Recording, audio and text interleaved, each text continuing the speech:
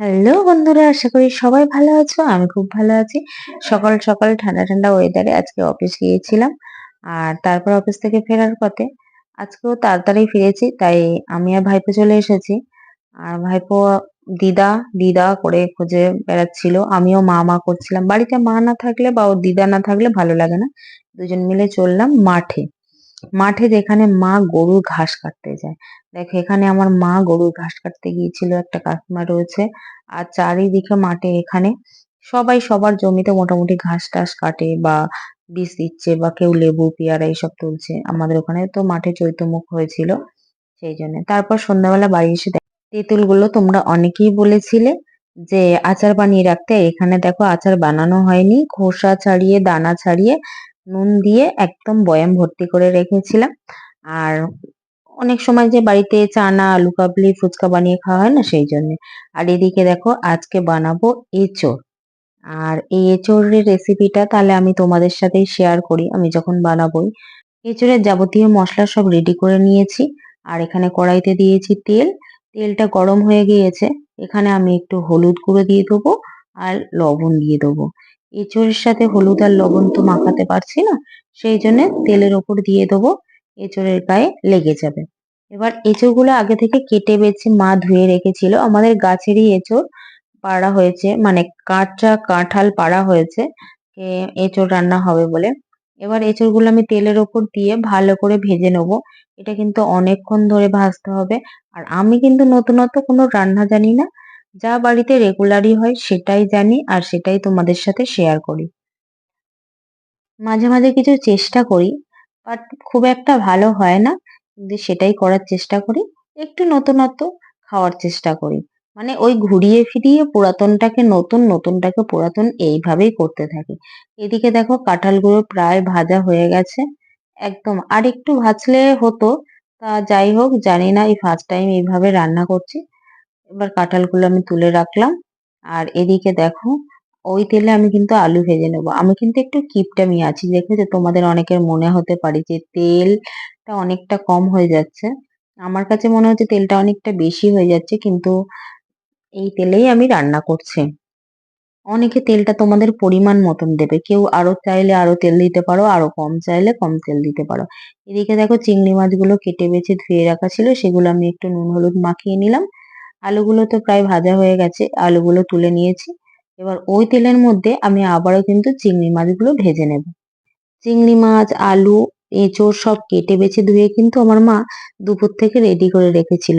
উম, আমি সন্ধ্যাবেলায় এসে এঁচোড়টা রান্না করতে পারি। মা কিন্তু কেটে বেছে দেয় সব, আর মা রান্না করলে আমি কিন্তু কেটে বেছে দিই। এইভাবে প্রতিদিন রোজকার সন্ধ্যাবেলায় বাড়ি এসে মা আমাকে হেল্প করে, আমি মাকে হেল্প করি কিন্তু। কিন্তু চিংড়ি মাছগুলো ভাজা হয়ে গেছে। তারপরে আমি কড়াইতে দিয়েছিলাম অল্প আর একটু তেল, আর তার উপরে পেঁয়াজগুলো দিয়ে দিয়েছিলাম। অল্প একটু নুন দিয়েছিলাম যে পেঁয়াজটা তাড়াতাড়ি ভেজে যায়। পেঁয়াজ ভাজার সময় আগেই বলেছি অল্প একটু লবণ বা চিনি দিলে পেঁয়াজটা তাড়াতাড়ি ভেজে যায়। পেঁয়াজ ভাজা প্রায় হয়ে গেছে অনেকটা। আমি মাঝখানটা একটু ফাঁকা করে একটু দারচিনি, বড় এলাচ, একটু জাবিত্রী দিয়ে দিয়েছিলাম, আর উপর থেকে একটু তেজপাতা কুচি করে দিয়ে দিয়েছি। আগেই ফোড়ন দিতে ভুলে গিয়েছিলাম, তাই পেঁয়াজ ভাজার পরেই ফোড়নটা দিয়ে দিলাম। এখানে ফোড়ন বলতে গেলে ওই যেটুকুই দিয়েছি তোমাদের সাথে শেয়ার করলাম। আর এখানে একটু আদা আর রসুনের পেস্ট একসাথে দিয়ে কষিয়ে নিলাম।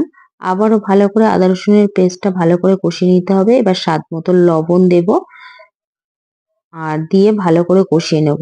এখানে তলাতে একটু ধরে ধরে আসলে তোমরা অল্প একটুখানি জল দিতে পারো। আমি যেহেতু গ্যাসটা অল্প আঁচ করে দিয়েছি, উপর থেকে একটু হলুদ গুঁড়ো লঙ্কার গুঁড়ো দিয়ে দেবো। হলুদ গুঁড়ো দেওয়া হয়ে গেছে। পুরো একদম মানে কৌটা উপর করেই দিতে হয়েছে, বাকি হলুদ গুঁড়ো আর ছিল না, যেটুকু ছিল পুরোটাই লেগে গেছে। আর এবারে একটু লঙ্কার গুঁড়ো দিয়ে দিলাম। এবারে অল্প একটু জল দিয়ে দেবো। জল না দিলে হচ্ছে না, জানো তো, একটু অল্প জল দিতে হবে, তাহলে কষাটা ভালো হবে। অল্প জল দিয়ে ভালো করে কষিয়ে নেব মশলাটা। আর জানো তো আমার এমন অভ্যাস, কারোর রান্না যদি খুব ভালো লাগে দেখি, সেই রান্নাটা আমার করা চাই, মানে সেই প্রসেসে দেখছি কারোর হয়তো নতুন প্রসেসে একটা বেগুন ভাজছে বা নতুন প্রসেস করে একটা তরকারি বানাচ্ছে নর্মাল জিনিস দিয়ে, সেটাই কিন্তু আমার যদি ভালো লেগে যায় সেটা আমার করতে, মানে সেইভাবে আমি করতে চাই, বাড়িতে এসে সেটাই ট্রাই করি। যাই হোক মশলাটা কষানো হয়ে গেছে, এবার উপর থেকে আমি আলু আর এঁচোড়টা ভেজে রেখেছিলাম সেটা দিয়ে ভালো করে কষিয়ে নেব। এঁচোড় আর আলুটা ভালো করে কষিয়ে নিতে নিতে অন্যদিকে গ্যাসে আমি বেশ খানিকটা জল গরম করে নেব। বেশ খানিকটা জল গরম এই জন্যই করে নেব, তরকারিতে আমি জল গরমই দেব। আর এদিকে দেখো, একটু চিংড়ি ভাজা করেছিলাম, বেচারা তো এমনি মাছ টাছ খেতে চায় না, তাই একটু চিংড়ি ভাজা খাবে বললো তাই ওকেই দিলাম।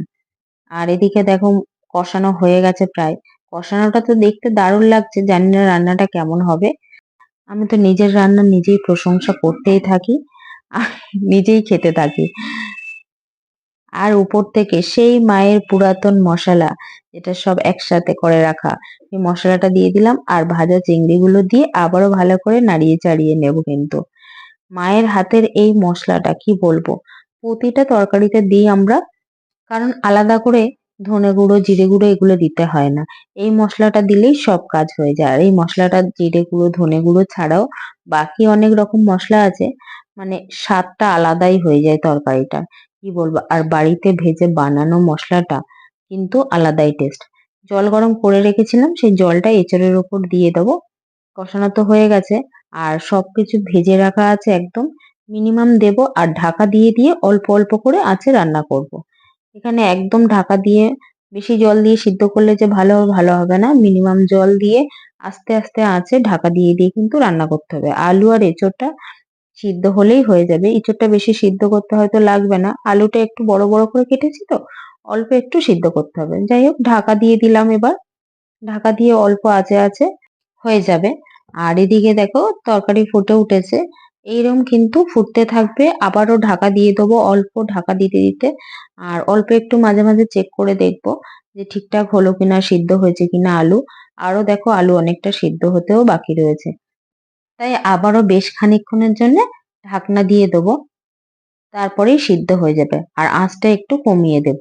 দেখো এদিকে দেখো অনেকক্ষণ ঢাকা দিয়ে রেখেছিলাম, এবার উপর থেকে একটু বেশ খানিকটা ঘি ছড়িয়ে দিতে হবে আর একটু গরম মশলা ছড়িয়ে দিতে হবে। এঁচড়ে কিন্তু ঘিটা মাস্টলি দিতে হবে, ঘি দিলে কিন্তু এঁচড়ের স্বাদ আলাদা হয়ে যায়। চিংড়ি এঁচড় দিয়ে ঘি দিয়ে গরম মশলা দিয়ে, আহা, অসাধারণ স্বাদ হবে যদি রান্না ভালো হয়। বন্ধুরা দেখো রান্না তো আমার কমপ্লিট হয়ে গেছে, আর রেসিপিটা কেমন হয়েছে তোমরা কিন্তু অবশ্যই লাইক কমেন্ট শেয়ার করে জানাবে কিন্তু কেমন রান্না হয়েছে। আর এদিকে মা তো ভাত রান্না করছে আর আমি এদিকে এঁচড় রান্না করছি। গরম গরম ভাতের সাথে এঁচড় জাস্ট অসাধারণ লাগবে যদি রান্না ভালো হয়ে থাকে, আবারও বললাম। তাহলে বন্ধুরা আজকে ভিডিওটা এই পর্যন্ত, টাটা বাই বাই, সবাই ভালো থাকবে সুস্থ থাকবে।